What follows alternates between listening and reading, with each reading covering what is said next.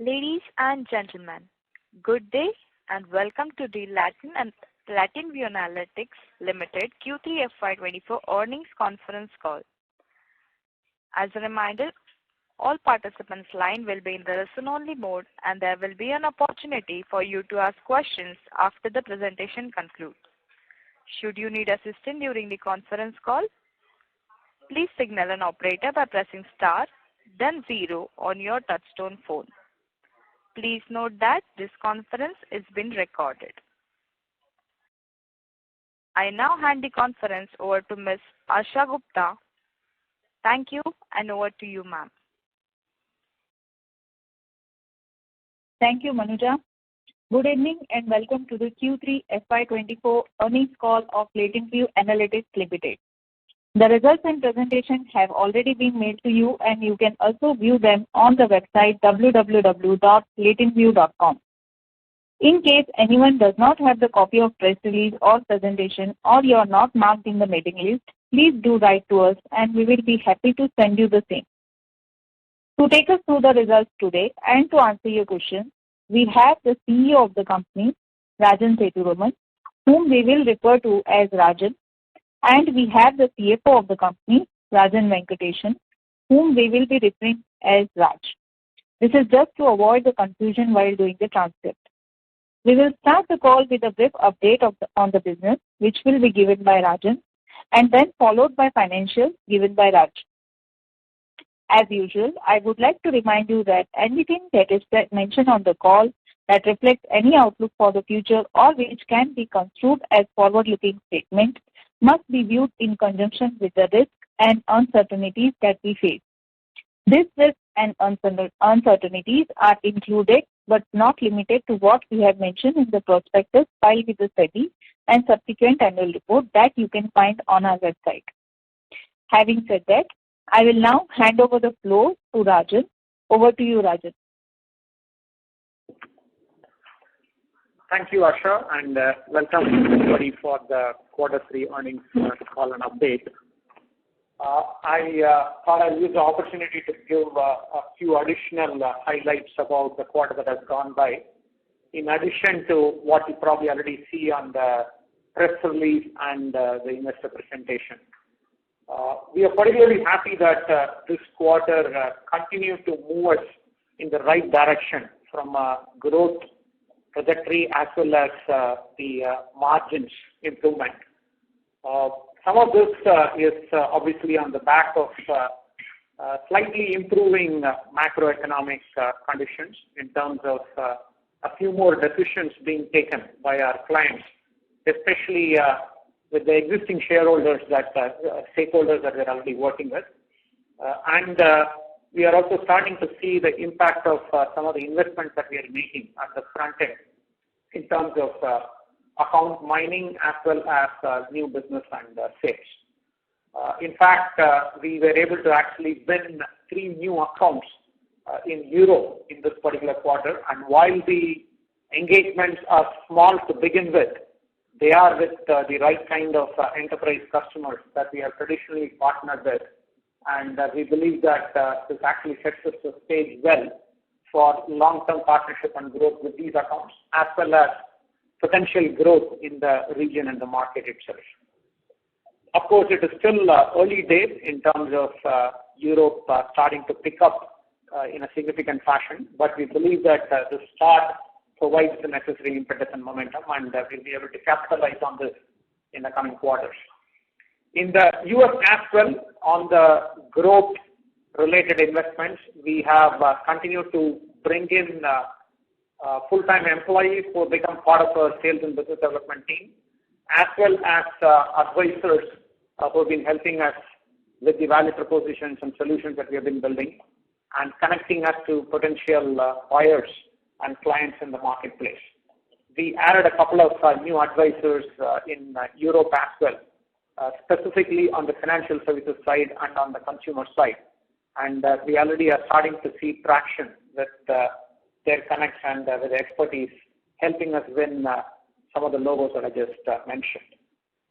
Overall, we feel that the year is starting to pan out better. I mean, I had mentioned in earlier conference calls that we are expecting the second half of the year to be better than the first half, and in some sense that is playing out. We are expecting that the fourth quarter and therefore the second half of the year will also continue on a similar trajectory, and that we'll be able to end the year well. Of particular note is that our pipeline build-out has happened at a fairly steady pace, and in comparison to where we were at the same time last year, our overall opportunity pipeline is more than double of what it used to be a year back. Of course, they are still at various stages in terms of discussions and closure, but we are energized by the fact that there are a lot more conversations, and that some of the conversations are starting to proceed in the right direction. The size of the deals and the velocity with which we are able to close the deals, I would say that the matter is still in some sense getting decided.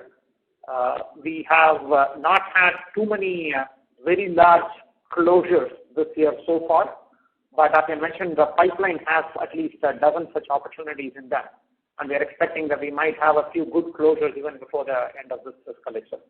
Of course, the impact of all of this will be felt more in the next year rather than in the current year. We didn't have too many additions, net employee additions. Of course, we did onboard a batch of campus joiners, and we also completed the boot camp for an earlier batch in this quarter. We did have some attrition this year in this quarter, and the net impact was marginal in terms of employee strength. But on the back of all of this and the increasing revenues that we have had in this quarter, it has meant that our utilization in this quarter has been much better, and that has also aided us in terms of the margin expansion that we see. Our CFO Raj will give you more highlights about the margin expansion and some of the other highlights that we have on the financial side. But I want to end this initial opening remarks by saying that in general we feel that the momentum is more upbeat than what we witnessed in the first half of the year, and we are now gearing up and making some of the tweaks and adjustments, not only on the front end bandwidth, but also in terms of how we shape the horizontal, the capabilities that we are building, so that we are well prepared and set up for the growth that is expected in the remainder of the year and into the next fiscal. So with that, I'll pass it on to Raj to touch upon the financial highlights. Thank you, Rajan. Good evening, everyone, and welcome to our Q3 earnings call. Just to sort of summarize our quarterly performance, Rajan did speak about qualitatively some of the developments and the business updates for the quarter. In terms of the financials, of course, we are pleased to report that our top line grew by about 6.4%, and we are happy that on a sequential basis, if you compare the growth rate that we clocked in Q1 versus Q2 versus Q3, we are continuing to see an upward trajectory in the sequential quarter growth. So happy to report the third quarter in which we were able to report a fairly healthy sequentially quarter growth. If you take the same metric on a year-on-year basis, we grew by about 14% compared to the last year in rupee terms. In constant currency terms, again, I would say our growth for the current quarter came in at close to about 6.2 or 6.3%. So we grew at the same rate in constant currency terms as well.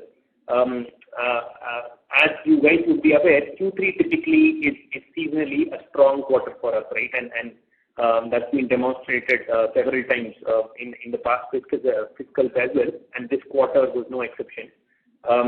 A lot of this is also primarily driven by, I would say, a budget flush or clients looking to exhaust their budgets for the fiscal, right? And but in this particular quarter, apart from growth that came in from existing accounts, what we also witnessed was we had 3 to 4 good, nice logo additions that came in, all of which contributed to the revenue growth in this particular quarter, right?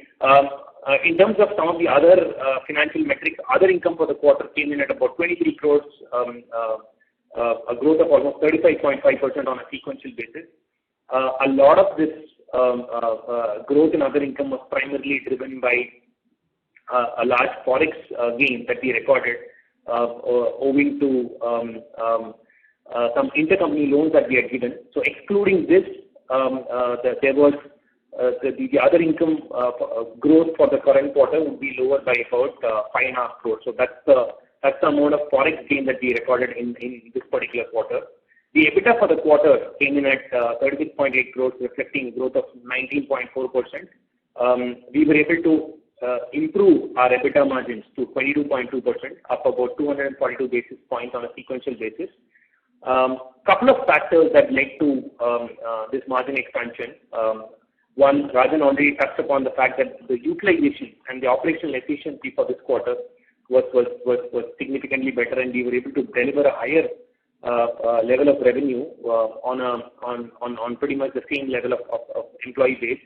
But two, more importantly, what we are also beginning to see in, I would say, small measure is some of the work that we are delivering is on the back of the value proposition that we are creating, and therefore the delivery effort in delivering some of these projects is significantly lower, and the margins on some of these projects are much higher than the typical gross margins that we would have on some of our services contracts. So operational efficiencies we were driven by better utilization coupled with a small uptick or a decent uptick in value proposition like services meant that our gross margins were better for this quarter.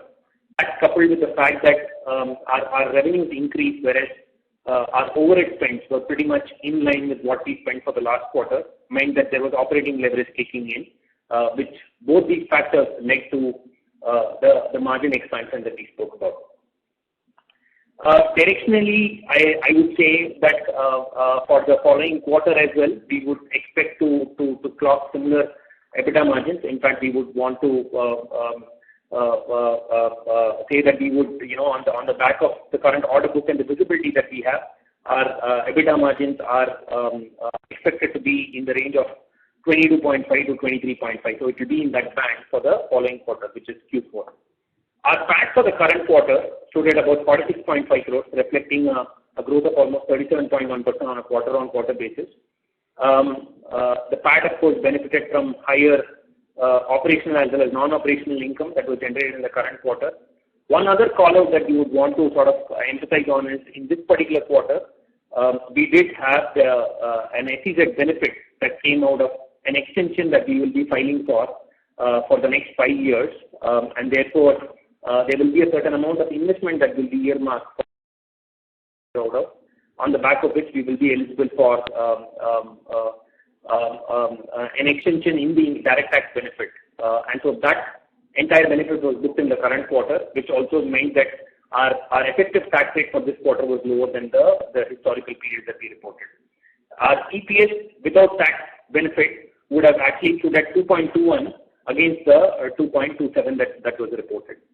For the 9 months, our revenue came in at 469 crores, reflecting a growth of 17.9% with an EBITDA of 20.4%. In terms of the geographical split of revenues, US continues to again be the dominant geography, contributing 95% of overall revenues. Europe contributed about 2.2%. As we mentioned in the call earlier, we are continuing to see good traction in the European region, right? While some of the deal wins are fairly small, we believe that these are the right sort of logos that we would want to work with, and on the back of some of these projects that we will be delivering, we expect follow-on and continued work from these clients, right? In FY24, we would ideally expect the contribution of Europe to go up from the current 2.2 levels, but we will be able to give a better outlook on the contribution from Europe as we get into FY24. Technology again continues to be the strongest vertical for us, contributing 71% of our overall revenues, followed by industrials. Industrials, in terms of, I would say, performance has been a bit of a standout vertical for us. Technology has always been the strongest vertical for us, but in this current fiscal, industrials has shown fairly good strength in one, adding new customers and also growing some of the existing customers that we had. And therefore, that is the second largest vertical for us today. Consumer and retail came in at 8.6%, whereas financial services contributed about 7.6% over here. In terms of our balance sheet size, our balance sheet continues to be healthy. Our total fund balance, including the IPO money, stood at about 1,200 crores as of 31st December 2023. During the quarter, we onboarded about 60 people from the campus hiring that we had done, and we closed the quarter with about 1,162 headcount. As mentioned earlier, we will continue to invest in people. In fact, in the current quarter, we will be onboarding 2 more batches, most likely from the campus hires that we had done last year. Lastly, I know this is a question that everyone would have. This will be on M&A specifically. So the update from our side is that we continue to invest a fairly substantial amount of time in evaluating new prospects. We would also like to give an update at this point in time. We are in a fairly advanced stage of discussion with one of the prospects, and we are carrying out legal due diligence and working on some of the other closing matters for us to be able to conclude on this deal. As is customary in a process like this, we envisage that this process could take anywhere between 4 to 8 weeks to complete, post which we will be able to give a further update on the transaction itself. With that, I would like to conclude our opening remarks and would hand it back to Asha for Q&A.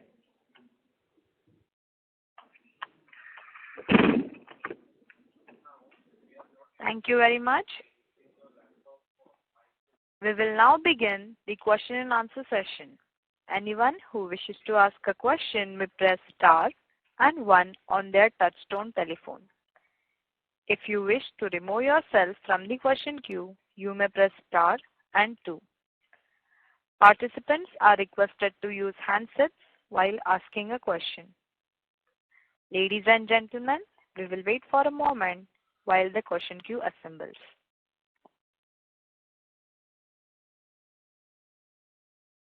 The first question is from the line of Mohit Jain from Anand Rathi. Please go ahead. Sir, congrats, good quarter. First is on 4Q outlook. So generally it is weak for us for the last few years. So are we saying that given our order backlog, etc., 4Q is likely to be as strong as 3Q or 2Q? Yeah, hey, Mohit, thanks firstly. And at this point in time, I would say that we should end the year well. Our quarter 4 numbers should be better than what we have done in quarter 3. And both in terms of revenue as well as margin, I would expect a small uptick in comparison to quarter 3. We will have a better read on the next year towards the end of this fiscal. So when we do the next conference call update, I might be in a position to give you an update for the next year. Given that, the pipeline is large, as I mentioned, but I also indicated that in general this year, the number of large deals and the velocity with which we are able to close has still been sluggish. Of course, we are expecting that things will continue to improve over the course of this quarter as well. So I will be able to give better guidance on the next year then. But definitely Q4, we should see upticks in terms of revenue as well as margin. Okay. And second, where should your utilization be broadly for this quarter? I think for the next, for the current quarter, the utilization could get impacted a little bit because we do want to onboard a bunch of the campus hires and offers that we have made. The timing of the onboarding, we are still working through that. And as I said, it will depend on how quickly we see some of the larger opportunities closing. So if they close sooner and we see strong signals, then we might even start, we might do the onboarding even in the month of February. And then those people will go through the boot camp in the month of February and March, which means that they will be unbilled. And therefore, to that extent, it could impact utilization. If we see a little bit more delay, then we will accordingly push the onboarding. But with all of this being taken into account, we are still planning to complete onboarding everybody to whom we have made offers by April at the latest. We're just trying to phase this out in line with what we see as a demand trajectory. So the utilization could get a bit of an impact on account of the campus onboarding. We will be very watchful of any lateral hiring. In fact, we have initiated a fairly disciplined exercise of pyramid refresh so that a lot of the upcoming demand we will be able to staff internally, meaning that we release people who are even currently on build engagements and backfill them either directly or through a tiered model with the campus hires, so that we are able to absorb and make more of the campus hires productive, while at the same time meeting the demand for the new jobs as well. So now all of this will mean that the utilization will get impacted by these factors. I'm expecting that the utilization could be a tad lower in this quarter. Right. And in third quarter, we would be around. In the third quarter, it did improve. The utilization levels have improved in comparison to the previous quarter because we were very calibrated both on the external hiring front as well as on the campus onboarding. I mean, we did one round of campus onboarding, but that was a controlled action that we took, and we didn't let the numbers run up too much ahead of the curve. So our utilization for quarter three, the quarter that just ended, right, that's been better than what we did in quarter two and quarter one. Right. And last is on the tax rate. Now, this quarter you had an exceptional item. So should we expect you to revert to this 23-24% range for FY25, or do you think it could vary from there? So Mohit, your question was for 24 or was it for Q4? Sorry. 25. FY25. FY25, couple of things will happen, Mohit. So like we mentioned in the past, there was a very large ESOP exercise that had happened in the US for which we were getting a tax break, right? And we continue to enjoy that tax break. I think for us it will take us up to Q1 or even potentially Q2 of next year for us to completely exhaust the tax break that we had in the US. Secondly, the entire tax benefit for the SEZ facility that we operate out of, which is SEZ in Chennai, will run out in FY25. March 24 will be with March 24. Both the SEZ units that we operate out of will come to an end as far as the tax holiday is concerned, and therefore we believe that we should go back to. I think in fact our effective tax rate for the group as a whole will go back to 26-27% for the next year. 26-27%. Okay. Yeah. Done, sir. Thank you. All the best. Yeah. Thank you. Thank you very much. The next question is from the line of Rishabh Shah from O3 Wealth Asset Management. Please go ahead. Hi. Now audible? Oh, your voice is low, sir. Little fuzzy here, Rishabh.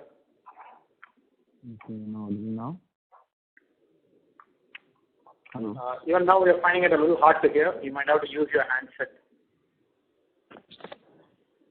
Okay, sir. So my first question is, sir, has there any M&A happened in our industry at a global level, and what could be the valuations of that M&A, sir, if possible you could state?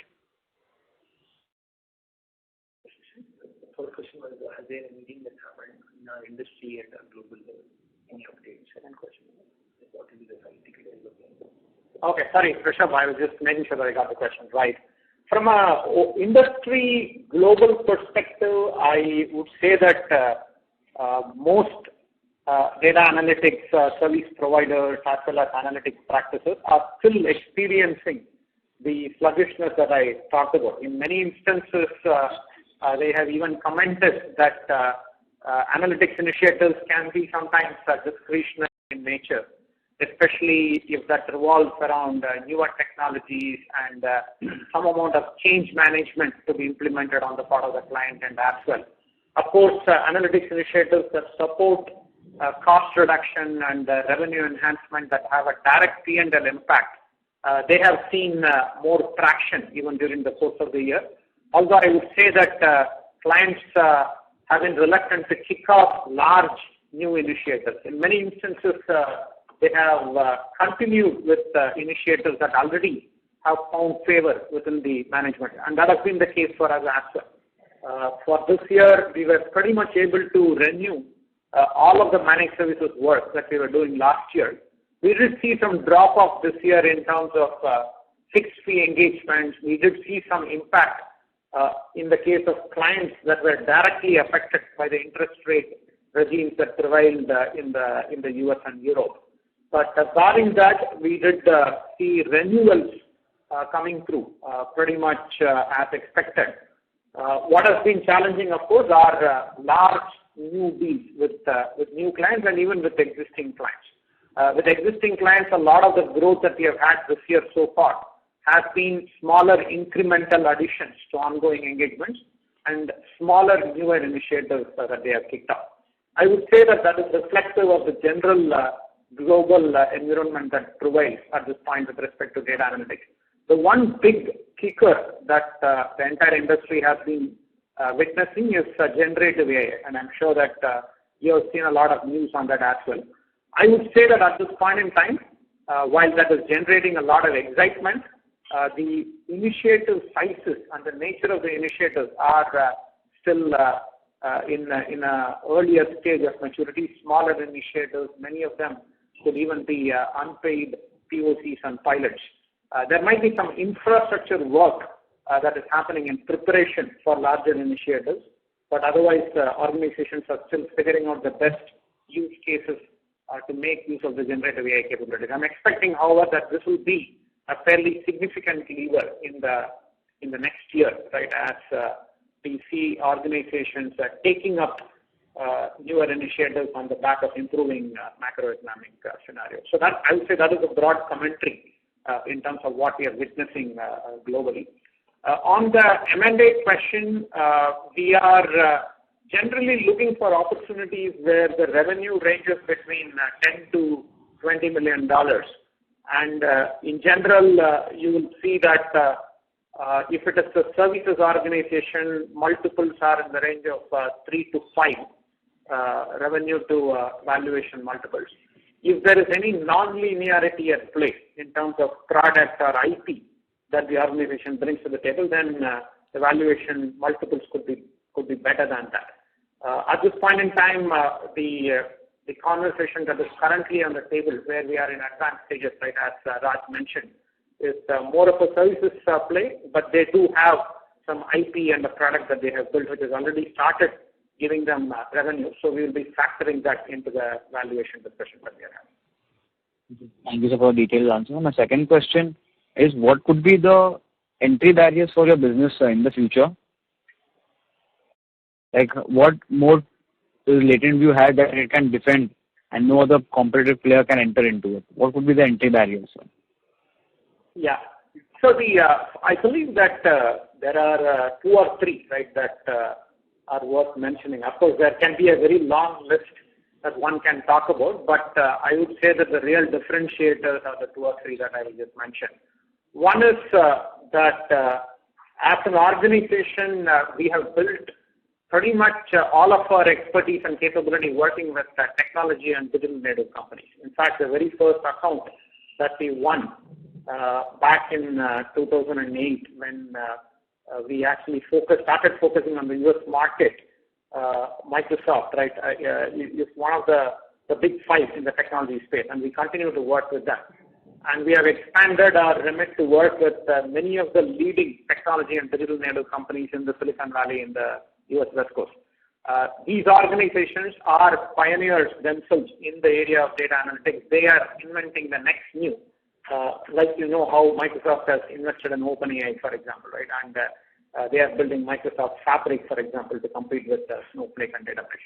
So just the sheer experience of working with the organizations that are creating the next new in this space has given us an edge in terms of the technological as well as the algorithmic novelties and approaches that are emerging in the space of data analytics, and we are able to take these and apply in many other situations and in other industries, so like retail and consumer and industrials, for example. So I think that is a very important, significant differentiator factor. The second point I would say is that consciously we have strayed away from the lower end of work that happens in the data analytics space. So, for example, in data engineering, we don't do too much of the lift and shift work, nor are we too much into the regular dashboarding and reporting work. A lot of the work that we do has a significant element of complexity and fuzziness, and that is also reflected in the premiums that our clients are willing to pay for the work that we do. Of course, this means that we are a little selective and choosy in the work that we take on. And if we take on work at slightly the lower end of the spectrum, we bring in a lot of the automation and the latest tooling and technology that is available to get that work done in a very productive, efficient manner. This has meant that we have to hire a certain caliber of people, whether it is from engineering colleges or whether it is from the management institutions or whether it is from statistics and mathematical institutes. I think the combination and caliber of people that we hire and the fact that we focus on fuzzy complex problems has again stood us in good light in terms of the kind of premiums and like you said, right, it provides a certain level of comfort and moat to the work that we are doing. I would add the third thing as the solutions and accelerators that we've been able to build.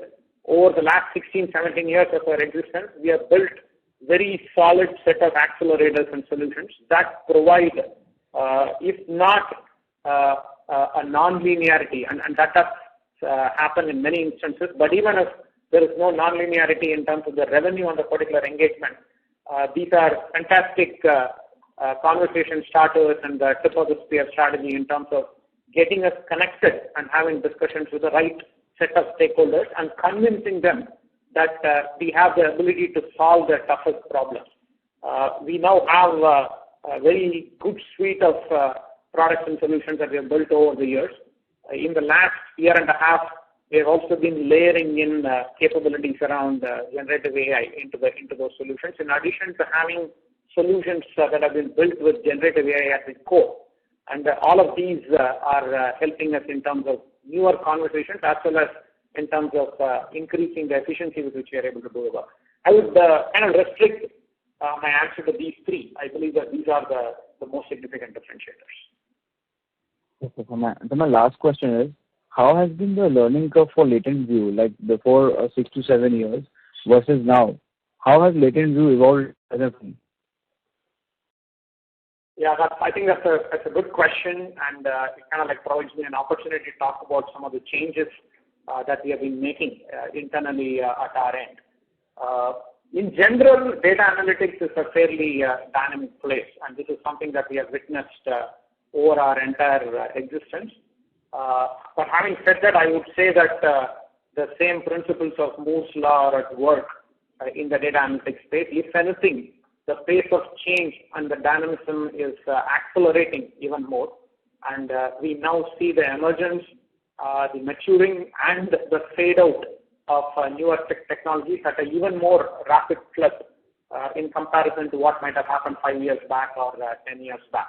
So therefore, the ability of organizations, and this I mean both service providers as well as client organizations, to be able to quickly appreciate what is the next new that is emerging, find the right kind of business problems that can be tackled in an entirely new way or in a more impactful manner using these technologies, and being able to quickly kick off initiatives that can capitalize on that. I think that is the defining characteristics of successful organizations. And I think that is also exactly what we have been doing. So in the past 5 years back, 6 years back, we were largely organized as a portfolio construct with 3 or 4 portfolios of accounts. And that was the only construct that we had. Everybody was part of one of those other 4 portfolios. These portfolios were not defined by industry, nor were they defined by any kind of horizontal capability. They were just loose cluster of accounts, and in many instances defined by geography rather than any other factor. In the last 3-4 years, we have reorganized ourselves by industry as the main defining dimension, and I think that is significant and important because our ability to come up with industry-leading solutions that tackle the most pressing problems of the industry have been significantly impacted by that new organization. In addition to that, we have also set up multiple technical as well as value chain-based horizontals. One of the value chain horizontals that we have is supply chain analytics, and there are 3 value propositions that have come out of a supply chain analytics horizontal that tackle the core problems of supply chain organizations across industries, around on-shelf availability, around multi-tier supplier visibility, around demand forecasting, for example. And these are the value propositions that are again finding traction in the market. So the horizontals that we have set up, whether it is a functional horizontal like supply chain analytics, or whether it's a capability horizontal, like the data science practice or the data engineering practice, they are actually pushing the envelope in terms of the technical as well as the algorithmic and the functional prowess that we are able to bring to the table. And I think that again is a very important defining characteristic of what has changed for us in the last few years. Lastly, I'll mention that with all of this happening, we are also very conscious that we need to be able to put our arms around all of these things and then act as a consulting and a thought partner to our clients and not just be an execution partner. So the other thing that we have been focusing on is the consulting capability and the consulting practice. And that practice has been doing really well, especially in this fiscal. Our consulting practice is currently operating at a chargeability of 80%. And we are looking to add more people into the practice. There are several engagements where we are helping define the analytics strategy and the roadmap of initiatives that our clients should be undertaking. I believe that these are the ones that are also helping us with generating a lot of the opportunities that we currently see in the pipeline. So I would mention that these are the three substantive changes that we have made in the last 3-4 years. The last one, quiz one. And so, Sorry could you guide me? Trisha. For follow-up question, you can join the queue. Okay. Thank you so much. Thank you very much. Ladies and gentlemen, in order to ensure that the management is able to address questions from all participants in the conference, please limit your questions to 2 per participant. Should you have a follow-up questions, we will request you to rejoin the queue. Thank you. The next question is from the line of Rohan Nagpal from Helios Capital. Please go ahead. Hi, I have a few questions. I'll just ask them one by one. So the first thing I want to know is, you talked a bit about the right kind of logos that you're finding traction with in Europe. So could you just provide some color on the kinds of logos you have found in Europe that are sort of giving you confidence for expansion in that geography? Yeah, sure, Rohan. We have shared a bit of that in the press release. In fact, 3 out of the 4 bullet points that you see under select key client wins in the press release pertain to the account additions that we have in Europe. One of them is one of the largest players in the consumer space. They actually are a well-known global brand into beverages, into food and other products. So we are working with them. We are going to be helping them with on the innovation on the R&D front, helping them validate what kind of flavors are likely to work in what kind of markets, right? And we're helping them on the front. Another one is an asset management company, and we are helping them with their data strategy. They are again a fairly significant player within that space. A third one is also in the consumer packaged goods space, and they are a biscuit manufacturer, and we have been helping them with a tool that goes right up to the CEO level in terms of decision making and data utilization. In addition to that, if I look at the current set of opportunities in the pipeline, most of them fall again either within the BFSI space, the consumer space, or into the automotive manufacturing space. That is where we are finding a lot of traction. We have mentioned that we are already working with one of the largest iconic luxury car manufacturers based out of Germany. We are having plenty of open opportunities with them. There are also several other car manufacturers, automotive manufacturers that we are in conversation with on the back of the capabilities that we have around, especially around warranty analytics, around predicting part failures and so on. So I think that's an interesting area that we are finding traction. The entire R&D innovation suite, right, leveraging our smart innovation solutions, that is also finding a good amount of traction in the European market. And the solutions that we have around the both payments and asset management is again find traction in the European market. So again, just in terms of the profile, pretty much all of them would be in the Fortune 500 list, and that is the type of clientele that we have focused on the past, even in the US. So we are happy to note that the conversations in Europe are also with the right kind of clientele. Got it. That's really helpful. And then the next two questions pertain to margins. So, based on where we were a year or a little more than a year ago, with a significantly more profitable company, I already see the company making significant strides towards sort of improving that, but there's still a lot of headroom if I just take the past as a benchmark. So how do you, like, I think next quarter, you just guided for 22.5 to 23.5, but what is the longer term outlook on profitability over here? Is it just a matter of the investments in Europe sort of kicking in, or are there other factors weighing on profitability? Yeah. I'll actually take that question. In terms of so I'll answer that question in two parts, right? So one is basis the current level of investment that has gone into the business, right? So I think we did sort of respond to this question in one of our earlier conference calls as well. So beginning of this year, the level of investment that we had planned for, which is in the capability teams, which is the sales and business development teams as well as the account management teams, a lot of the investments were planned with an intent to and also to build a capacity which will enable us to get up to $25 million on a quarterly basis, right? So at which point in time these investments would mean that we would be back to the 25% odd margin levels, right? So that's the sort of current investment that has gone into the business. So once the business hits a run rate of $24 to $25 million on a quarterly basis, we should be back at the 25% EBITDA margin trajectory.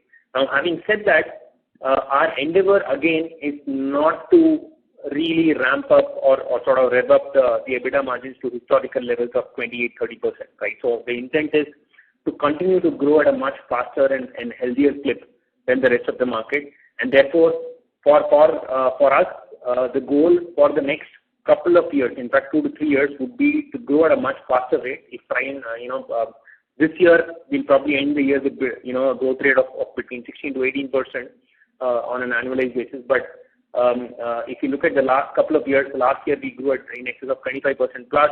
The year before that was 33% plus.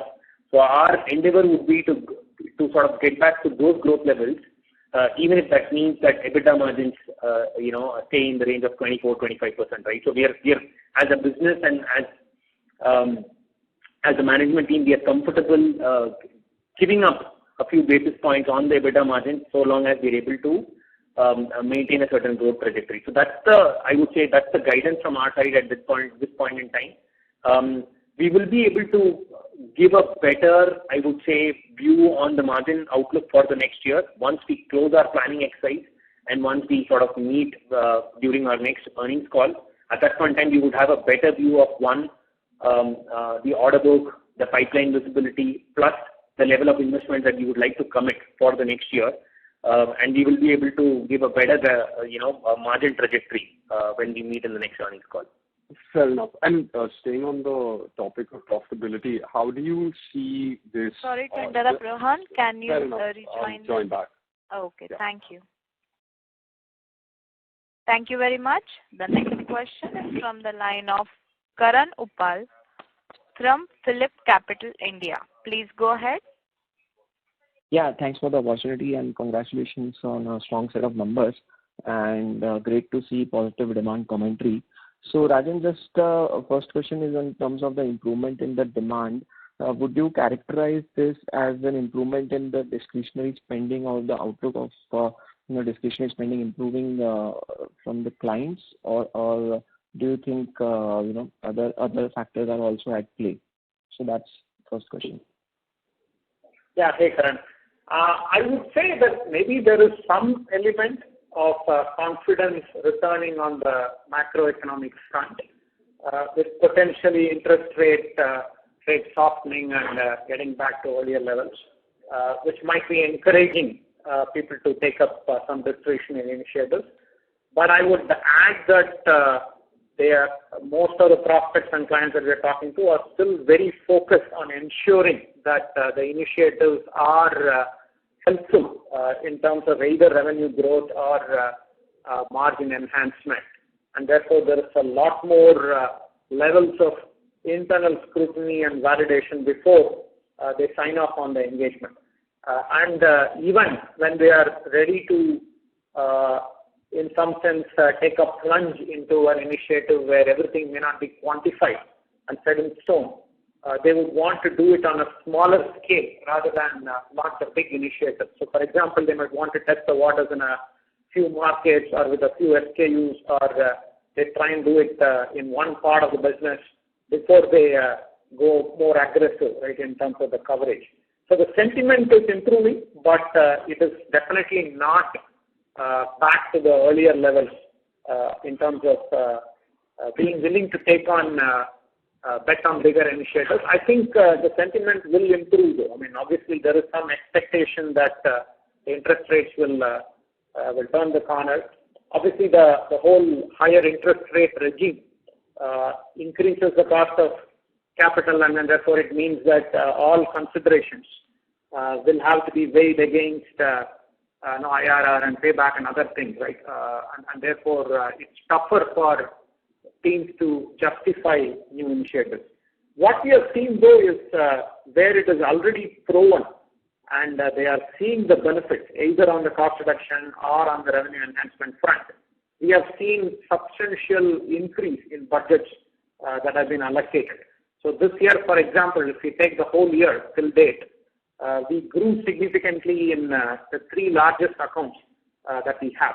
And it's a really significant growth that I'm talking about. And with all of them, it's been on the back of work that's been already done, that's been proven, where they know for certain that the work is already giving them the kind of impact that they're looking for. So they've been more comfortable betting on expanding initiatives that are already working for them. Still a bit conservative when it comes to thinking of completely new initiatives. Okay, thanks for the detailed color. Second question is in terms of the large deals. So you mentioned that in the pipeline has doubled. The large deal pipeline has doubled. So any color in terms of the nature of work, the deal size, duration, as well as the stickiness of the work, which you guys are getting. Yeah, the deal sizes. When we say large deals, I mean. What I meant by large deals, right, in this conference call are deals that are at least $1 million and above. Internally, when we classify deals, anything that is more than $500,000, we call it a large deal or a strategic opportunity. But for the purpose of this conference call, I really had $1 million kind of a threshold in mind. And we do have several opportunities that are upwards of $1 million, right, at this point in time. The nature of the deals are not very different. I mean, they span the full spectrum, going all the way from undertaking strategic work to data engineering, getting the data ecosystem in place, to actually applying newer principles of decision making in terms of the kind of dashboards and reports and work that they want to do, as well as quite a bit of work on the advanced analytics front, especially around innovation, around the one customer view value proposition that we have, for example, work around applying generative AI and newer concepts to how they generate insights from a lot of data that they might be already having, right, in unstructured format. So I wouldn't say that the nature of the work is very different, but these are larger initiatives which cut across the organization, maybe involve multiple business units and so on. The time duration of the deal and the contracting model, the larger deals, I would say that most of them are in the managed services model, where the client actually has already identified a set of initiatives that needs to be done, and therefore they are looking at working with a partner, right, to make all of that happen. and therefore we will be contracting in a managed services kind of a model only. And in most instances, therefore, these would also be repeatable over a longer time horizon. And these are not just once and done fixed scope projects, but instead ongoing initiatives that will need to be continued for the foreseeable future. Okay, great. Just the last one, if I can squeeze, is on the... Sorry to interrupt, Karan. Can you rejoin the queue? Sure. Thank you. The next question is from the line of Manan Poladia from MKP Securities. Please go ahead. Hello. Hi, sir. Am I audible? Yeah, we can hear you, Manan. Go ahead. Hi. So my first question is on the lines of the generative AI thing that you mentioned in this call and the previous call. I just wanted to understand what sort of role they're playing when it comes to generative AI. I understand what you said about laser and the other products, but if you could please just give me some specifics of what kind of generative AI projects you're looking to work on. Yeah, sure. As far as generative AI is concerned, we are taking a three-pronged approach in terms of how we are looking to utilize and leverage that. The first part of the first prong of the approach is to build products that have generative AI at the core. And that's what Laser and AI PenPal are all about. And I already talked about both Laser and AI PenPal. But just as a quick refresher, Laser is all about using the power of generative AI to look at documents that organizations already have, right, within their internal knowledge repositories in text and unstructured form, and being able to generate insights out of these. Could be contractual documents, for example. Okay, these could be customer reviews or employee surveys that they have conducted, right? And how do you use the power of generative AI to generate insights from all of that? AI PenPal is more focused on generating new content that is tailored to the preferences and the understanding that we have about specific customers, potential customers, or cohorts, as the case might be, where instead of sending mass mailers, you can actually be more targeted in terms of designing campaigns and executing along the lines of what will appeal to individual customers or specific cohorts. So that's what AI PenPal is. It actually uses a generative capability, right, of Gen AI to come up with very tailored content. So these are two examples where the core of the product itself is generative AI. So this is one prong of the approach. The second prong of the approach is to build a layer of generative AI into all of the other value propositions that we have. So for example, one of the value props that has found a lot of traction in the recent years is what we call Insight Lens. And essentially, this is about how do you use the latest in technology to move away from a dashboard kind of a concept to more of a decision board. A dashboard still tends to be a representation of what somebody wants to look at, right, in terms of data and the visual representation of it, whereas a decision board goes one or two steps about it, right, in actually spurring action, giving very particular and specific recommendations on what needs to be done given what is there on the dashboard. And that is where we have, again, implemented generative AI to come up with very specific actionable points, actions that the decision makers can take. And this is something that we are trying to implement in as many of the value propositions as possible, right? Bring the generative AI to answer the so what question. Yeah, the dashboard tells you what, but the so what is where the generative AI comes into play. And then the third prong of the approach is to use generative AI internally for enhancing and improving the productivity of our own people. So whether we are building data pipelines or whether we are building a model or a dashboard or whatever it might be, can we do it faster? Can we do it with less effort? Can we leverage code or options and suggestions that are already available, right? And that's where, again, generative AI is can be put to good use. Of course, on the third prong, it is still early days because we also want to be careful that we are not taking any issues that might be there in what generative AI comes up with, because everybody knows the issues around hallucination and so on. So we are being calibrated on the third prong. But that's another area where we are already starting to see traction in terms of improving the productivity of people. So these are the three things that we are doing in terms of how we make use of Gen AI. Right, sir. So that sounds like a fantastic initiative, sir. Secondly, sir, I have a follow-up question. On the revenue front, the first prong that you did explain, are we seeing any meaningful traction, number one? Secondly, when we are making pitches to customers, especially our customers that are Fortune 500 customers and larger logos that you speak about in Europe, are we seeing any sort of generation from them where they want to move towards generative AI within your contracts, or is that something that's not happening very commercially right now?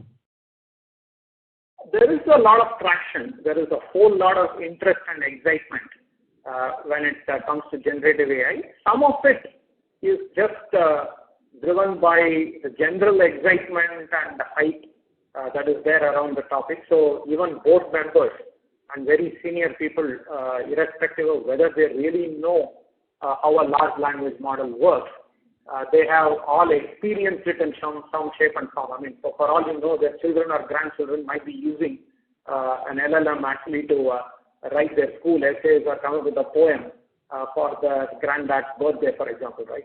So given the general democratization that has happened, there is a great deal of visibility and excitement right on account of that. So when you talk generative AI, and when you then mention how can it be put to good use in the context of problems that they are trying to solve, there is always a openness and willingness to engage. Now, of course, this doesn't mean that it will immediately translate into very large initiatives engagement. You still need to go through the entire process of evaluating whether it will work within their context with the data that they have for the problem that they are trying to solve, and whether it will still be meaningful for them, right, in terms of what emerges from that. Having first said that, I mean, we have won already several engagements with generative AI. With, in fact, one of the more strategic opportunities that we won this year is a complete generative AI engagement. It actually utilizes the laser value proposition that I talked about, the solution that we have built. This is with one of our existing customers. In fact, they will be the largest account that we have, and it's more than $650,000 of work that we have won with them, right? Just implementing that particular solution. So there is traction.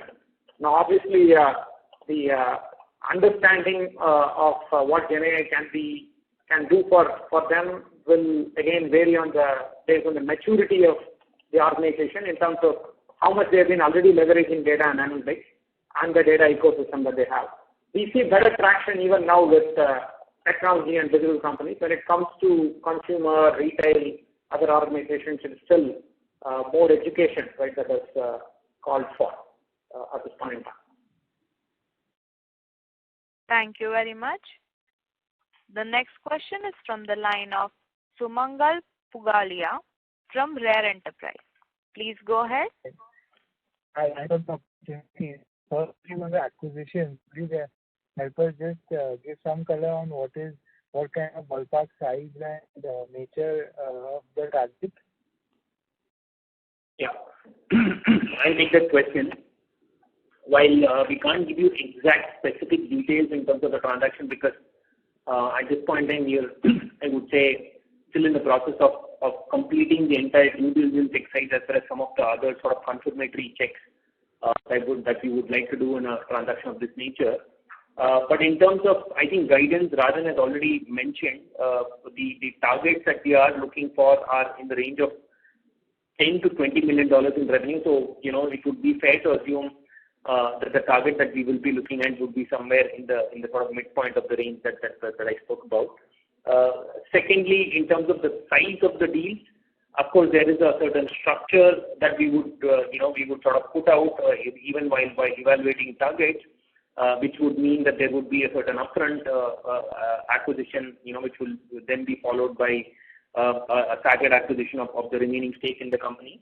But typically, what we've seen specifically for companies that are there in the analytics space and which also have high quality logos as clients and have some sort of repeatable, I would say, solutions or accelerators that they've developed on the back of which they're able to charge premium pricing. We've seen the deal multiples range between 3 to 5, with 4 to 5 being the multiples for, I would say, more premium businesses which have high quality logos, better pricing, as well as accelerators that I spoke about. The transaction that we are evaluating at this point in time we can safely assume that the valuation multiples will be in this range, and the ticket size of the transaction would obviously be based on the revenue number that I just spoke about. Okay, that's very helpful. My second question on the go-to-market investment. So, going forward, what is the outlook relative to what we've been doing last year, and also any color on the evaluation of the go-to-market investments that so far? Can you repeat the first part of the question, because I think that we lost you in between? Concall, your line is disturbed. Hello? Hard to follow you. Sir, can you move somewhere else? Sumang. Yeah, can you hear me now? Yes, sir. Yeah, my only question is on the go-to-market investments on the hiring side. What is the outlook relative to what we were doing in the previous financial year going forward? Will we maintain that, or will we keep lower that? And any evaluation that we've done on the performance of the go-to-market investment so far? Your thoughts on that? Yeah, sure. So as Raj mentioned in response to an earlier question, the investments that we made starting the beginning of this fiscal and maybe a little bit even in the last fiscal, were all done a little ahead of the curve, even before this interest rate fiasco started playing out. And the intent was to set up a team, a front-end team that can actually take us all the way to about $26 million, right, in terms of a quarterly run rate. So today we are actually at about a 20 million kind of a run rate. So we believe that the current level of investments are adequate to carry us to the $26 million range. We will make some, there will be some churn and some exits and new additions, right? I mean, backfills that will happen on the back of performance of the people who are there at the front end, right? Whether they are on the entity side or on the client servicing side, or whether they are on the new business development side. But we do not expect that the level of investment itself will change significantly till we get to the $25 million kind of a mark. When we get to that, we will be evaluating what else is needed. Of course, we have already begun that kind of a thought process, and we are expecting that we will probably get to the 25 million mark in a couple of quarters, right, in terms of the run rate. So we will start making the preparations for that. There's also a lot of learning from the last year in terms of what kind of people have clicked for us and worked well, whether it is on the client servicing side or whether it's on the new business development side. So all of those learnings will be factored in into the type of people, right, that we hire into the organization. We are not anticipating any other significant investments. Marketing and other investments will be in line with the revenue trajectory and the kind of plan that we have for the next year. Thank you very much. The next question is from the line of Kshitij Saraf from Tusk Investment. Please go ahead. Hi, good evening. I wanted to know, because Microsoft is both a customer and a key partner, just a sense of how much revenue comes as part of the partnership for not just Microsoft but the other hyperscalers. So we have all these partnerships outlined in the presentation. So could you just throw some light on how these fit into the overall scheme of things, and what sort of contribution is there, or which are the most key partners, at least in terms of revenue as we stand? And given that you're looking to focus slightly more on the BFS side and on CPG and retail, is this mix expected to shift in favor of any of these partners away from Microsoft, or how do we think of it? Right. So the simple answer, Kshitij, is that the partnership channel as a source of new leads and opportunities, it has not been a very significant one for us so far. I mean, we have got leads and opportunities, and we have closed some revenue. I mean, in the past, we have seen traction from Snowflake, we have seen some traction from Databricks, from Microsoft, Azure as well as the Power Platform ecosystem. We have seen some traction from Amazon, AWS as well. So these are the partnerships where we have seen lead generation and some revenue come in. But I wouldn't say that this is a significant source of revenue for us. Now, for me to actually even put out a percentage in terms of that this is a contribution coming from this channel. Now, because of this reason, we are also doing a bit of a refocus, and the intent going forward is to just work very seriously with two partners. And at this point in time, the two that we have zeroed in are the Microsoft Azure Power Platform Fabric ecosystem. I mean, actually, Microsoft itself is also looking at promoting Fabric as the main go-to-market plank, which actually unifies and integrates many things that they have within their tech stack. And of course, AWS, given that AWS is a significant player, right, in some of the industries where we are present. So the plan is just to double down on these two and drive more engagement with them. So the partnership team is focused on how do we get more of our solutions showcased within AWS as well as Microsoft. So for example, many of the solutions that I talked about even earlier, whether it is one customer view or whether it is smart innovation, they are already hosted on AWS and Azure, and we're expecting to capitalize on that going forward. So the intent is to build stronger relationships with specific account executives who are also focused on the prospects that we are interested in, right, and bring in more leads and revenue through the channel. Okay, and just to follow up on that, so it's safe to say that you're looking at garnering direct business on the basis of Latent View capabilities itself, and partnerships would just be some sort of an enabler. What would differentiate Latent View compared to other similar offerings in the market? What would you say is your USP when you look at the solution for the client? So I think I kind of answered this question earlier in terms of what we believe are our differentiators and modes. And I had mentioned three points there. One is just the fact that a lot of our analytics shop and capability has been built on the back of working with the technology and the business native ecosystem. So therefore, the robustness of our technical as well as math and algorithmic approaches are exceptionally strong. The second point that I had mentioned was the fuzzy and the complex problems that we go after, and therefore the commensurate caliber and capability of the people that we bring to the table, right, in terms of who we hire and how do we groom them. And the third are the solutions and the accelerators. So, and the third point is probably more relevant, right, to the question, this question and the earlier question that you asked.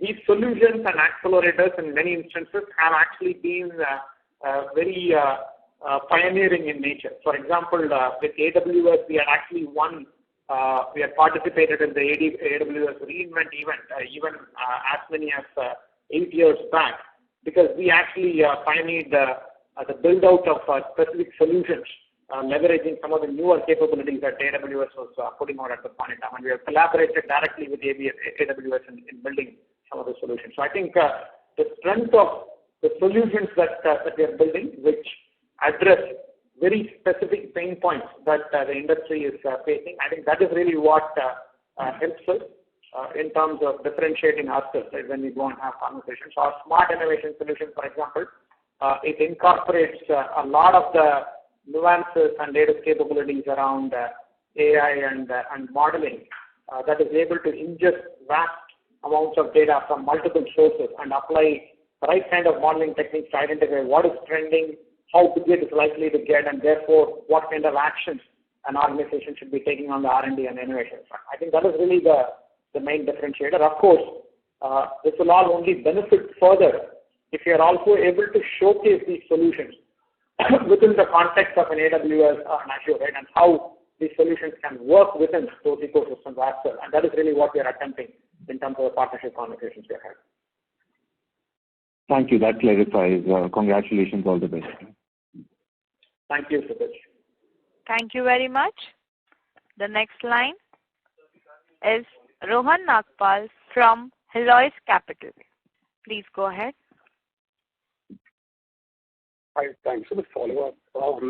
I had a question on how you on the impact of profitability as a result of this acquisition. I mean, it's going to add about maybe 15 to 20% of your base revenue profile. So do you see this as being margin neutral? Do you anticipate margin compression? How should we think about that?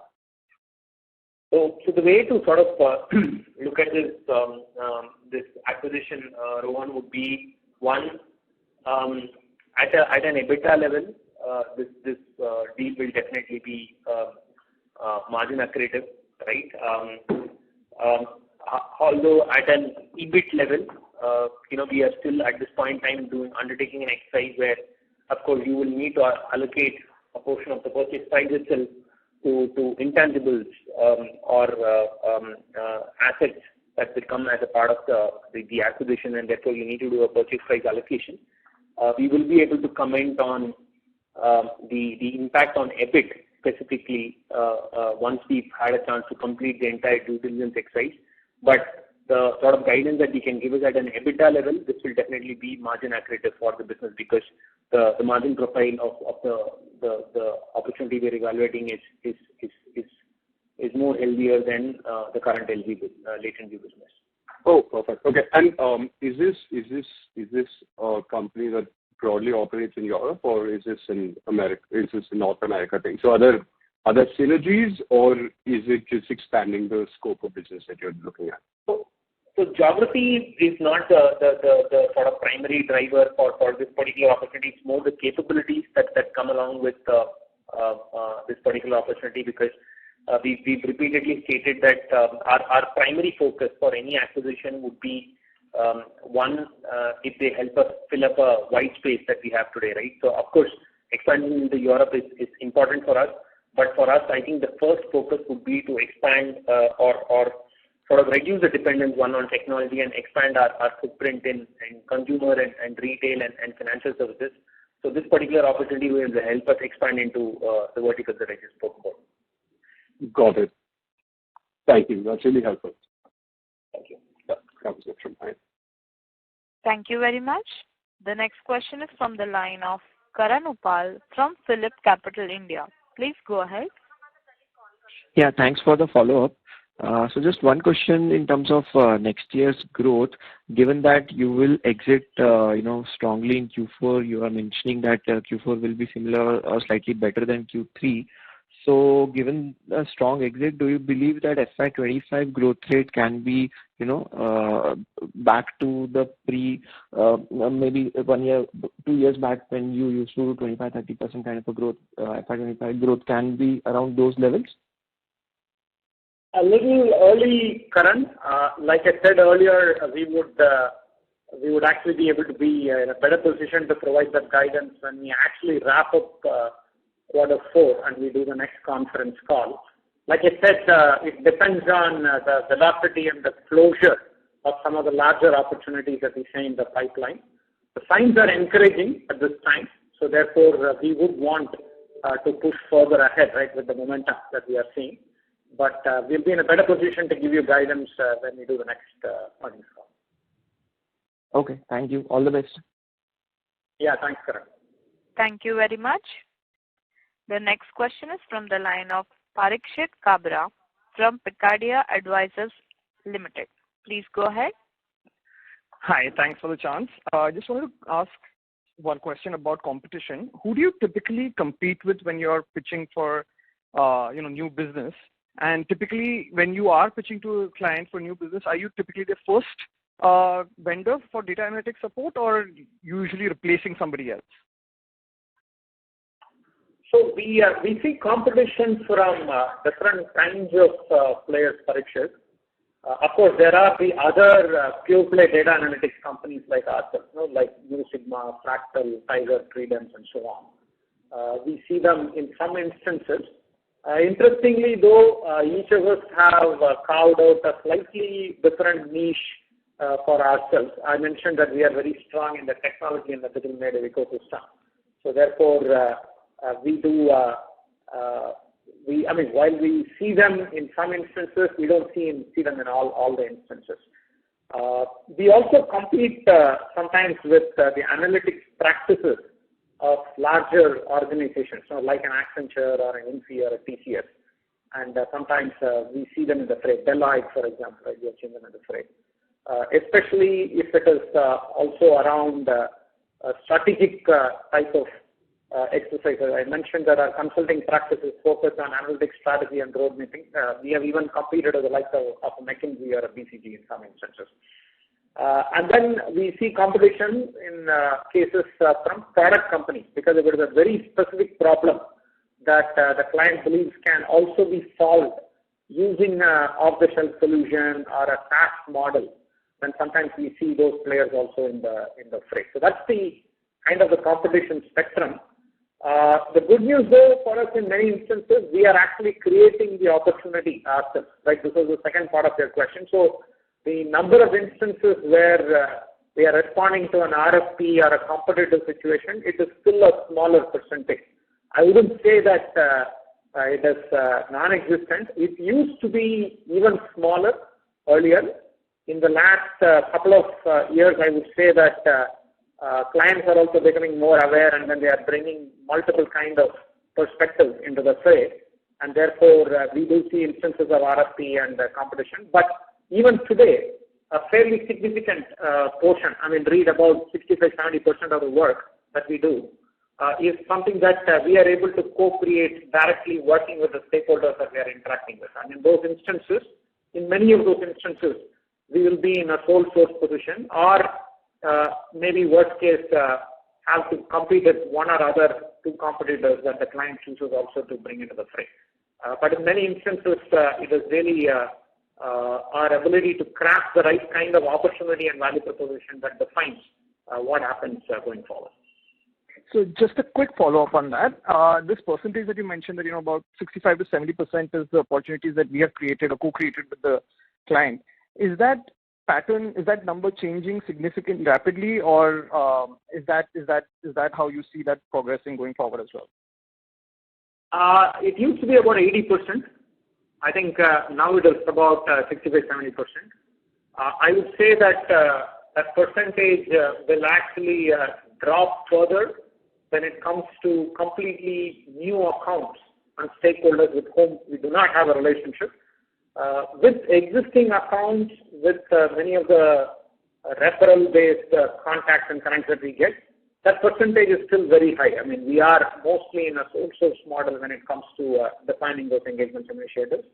But if it is a completely new prospect where they do not have any introduction to us or a referral or past experience, then I would imagine that they will increasingly become more competitive in the days to come. All right, great. Thank you. Yeah, thanks. Thank you very much. As there are no further questions, I will now like to hand the conference over to management for closing comments. Thank you. I think we've covered our current quarter performance as well as the outlook in a fair amount of detail in the current call. We would like to sort of end the call by stating that we have seen, I would say, an increased positive sentiment as we've traveled through this year. I think we started the year on a very, very cautious footing, and as we head into Q4 of the current year, definitely the confidence levels are better than what they were at the beginning of this fiscal. However, we continue to watch some of the trends, especially some of the news that we read about large technology players, specifically in the US, who are continuing to, I think, rationalize costs and look at how can they become a lot more tighter in terms of their spends, and what would be the likely impact on our business. So we will continue to be very nimble and cautious as we trade into the next year. However, having said that, several of the initiatives that we have started in the last year are beginning to bear traction now, and we are seeing that in the form of a significantly higher pipeline that we carry today. There is an uptick in the confidence level for the business as we head into FY24-25. We will as we've done in the past, we will be as we head into FY24-25, we will give you an update of where we are likely to sort of head in terms of revenue growth as well as our margin guidance, which we will be able to do towards the end of Q4 when we meet for the next conference call. With that, I think we pretty much covered whatever we had to say, and I'll hand it over to Asha again to close the call now. On behalf of Latent View Analytics Limited, that concludes this conference. Thank you for joining us, and you may now disconnect your lines.